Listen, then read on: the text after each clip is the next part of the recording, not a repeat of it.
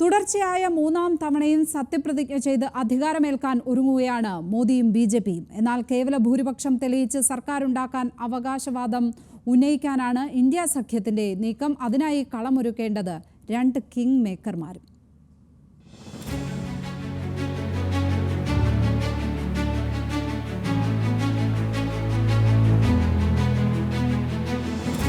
ഏതെങ്കിലും ഒരു പാർട്ടിക്ക് ഒറ്റയ്ക്ക് ഭൂരിപക്ഷം ലഭിക്കാത്ത സാഹചര്യം ഉണ്ടാകുന്നതോടെ അധികാര കേന്ദ്രങ്ങൾ പ്രാദേശിക പാർട്ടികളിലേക്ക് ചുരുങ്ങുന്നതാണ് ഇന്ത്യയുടെ രാഷ്ട്രീയ സാഹചര്യം.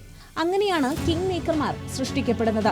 ജെഡിയു നേതാവും ബീഹാർ മുഖ്യമന്ത്രിയുമായ നിതീഷ് കുമാറും TDP നേതാവ് എൻ ചന്ദ്രബാബു നായിഡുവും ശ്രദ്ധാകേന്ദ്രങ്ങളാകുന്നത് ഈ സാഹചര്യത്തിലാണ്. നിലവിൽ ഇരുവരും NDAയ്ക്കൊപ്പമാണ്. NDA നിർണായക യോഗം ഇന്ന് ഡൽഹിയിൽ ചേരുന്നുണ്ട്. നിതീഷ് കുമാറും ചന്ദ്രബാബു നായിഡുവും ചർച്ചയിൽ പങ്കെടുക്കും. അതേസമയം ഇന്ത്യ മുന്നണിക്ക് സർക്കാരുണ്ടാക്കാൻ നിതീഷിന്റെയും നായിഡുവിന്റെയും പിന്തുണ അനിവാര്യമാണ്. TDPക്ക് 16 MP-മാരും JDUവിന് 12 MP-മാരുമുണ്ട്. ഫലം വന്നയുടൻ നിതീഷിനെ പ്രധാനമന്ത്രിയാക്കണമെന്ന ആവശ്യവുമായി മമതാ ബാനർജി രംഗത്തെത്തിയിരുന്നു. 292 സീറ്റുകളാണ് NDAയ്ക്കുള്ളത്.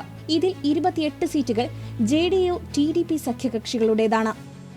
അതേസമയം ഇന്ത്യ ബ്ലോക്കിനുള്ളത് 234 സീറ്റുകൾ. JDU TDP സഖ്യത്തെ ഒപ്പം ചേർത്താൽ 262 സീറ്റിലേക്ക് ഉയരും. കേവല ഭൂരിപക്ഷത്തിന് 10 സീറ്റുകളാണ് പിന്നീട് വേണ്ടിവരിക. സ്വതന്ത്രരെ അടക്കം ചേർത്ത് പിടിച്ചാൽ അധികാരത്തിലെത്താമെന്നാണ് ഇന്ത്യ സഖ്യം കണക്കുകൂട്ടുന്നത്. എന്നാൽ നിതീഷിന്റെയും നായിഡുവിന്റെയും കളം മാറിക്കളിയാണ് ഇന്ത്യ സഖ്യത്തെ ആശങ്കയിലാക്കുന്നത്. കഴിഞ്ഞ 10 വർഷത്തിനിടെ 5 തവണയാണ് നിതീഷ് കുമാർ പക്ഷം മാറി രാഷ്ട്രീയ പരീക്ഷണം നടത്തിയത്. ഫെബ്രുവരിയിൽ ഇന്ത്യ സഖ്യത്തിൽ നിന്ന് BJPയിലേക്ക് പോയതാണ് അവസാനത്തെ മാറ്റം. NDAയുടെ ഭാഗമായിരുന്ന TDP 2019 തെരഞ്ഞെടുപ്പിന് മുൻപ് സഖ്യത്തിൽ നിന്ന് അകന്നു. പിന്നീട് 2024 തെരഞ്ഞെടുപ്പിന് മുന്നോടിയായി വീണ്ടും NDAയിൽ ചേരുകയായിരുന്നു.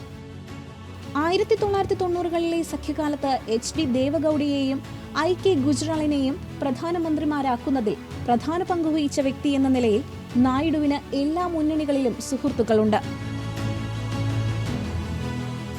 News desk, news Malayalam.